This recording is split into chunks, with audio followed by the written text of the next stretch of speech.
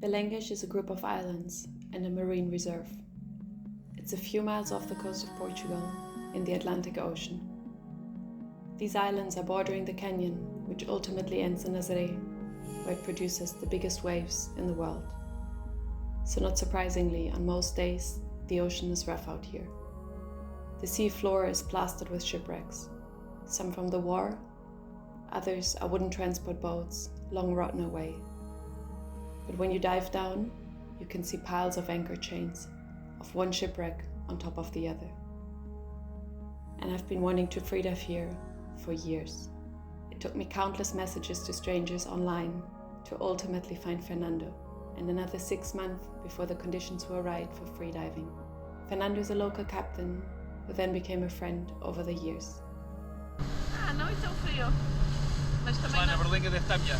The first time I met him to go out to the islands was in the harbour of Peniche. And no 10 minutes later we were out on the boat, jumping over a solid 1 meter groundswell of what was supposed to be a flat ocean. "You know how to dive?" He shouted across the noise of the wind, waves and motor. "Yes," I say. "You know some good spots around there?" Muitos pontos. Sim, que tu conheces. Aqui tenho pontos de trabalho, 2 golfinhos. "I do," he says. After so much time trying to make it happen, everything was astonishingly uncomplicated. And since then, we go out a few times per year whenever the conditions align, like on this foggy day in September.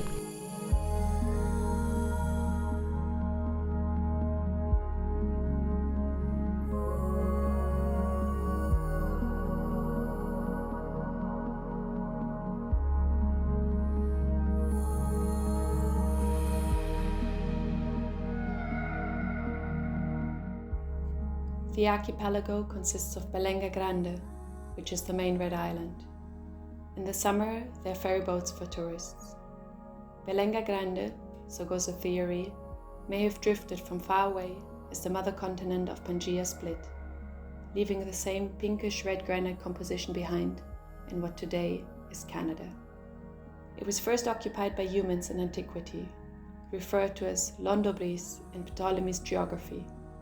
Much later, it was named Island of Saturno by Roman geographers. All through history, it was visited by Vikings, Muslims, and privateers. It may have been a sacred place for Phoenicians. In more recent history, around the beginning of the 16th century, it became a monastery, supporting navigation and the frequent shipwrecks. But ultimately, disease and lack of supplies and communication led to the abandonment of the island. In the following years, the monastery was demolished and rebuilt into the fort of São João Batista das Berlengas for military purposes. Later, from the 17th to the 18th century, it was turned into a prison. While we cross the open ocean passage, Fernando shares a few tales of Berlengas, of prisoners escaping, rowing a boat all the way to Nazaré through day and night for 3 days, and of how the fort was ultimately turned into a guest house, and it is said to still have a handful of people living there all year. We then leave Berlenga Grande behind and pass the Estelas, a series of treacherous rocks splattered around. Fernando's maps of the ocean are a gem. He added countless spots of where he spotted which animals, where there are reefs and underwater arches, and where the shipwrecks are. I've been out with him so many times already, but there's always more to see. We drive quite a bit further to the Farilhões. They're part of Berlengas, however, they look entirely different. Made of magmatic meteor schist, they are bright white and have sharp edges. Very few people have a license to go there, and no one is allowed to access land. And even though the visibility wasn't great today, because it rarely is in this part of the Atlantic, I think it's my favorite spot to freedive in Portugal.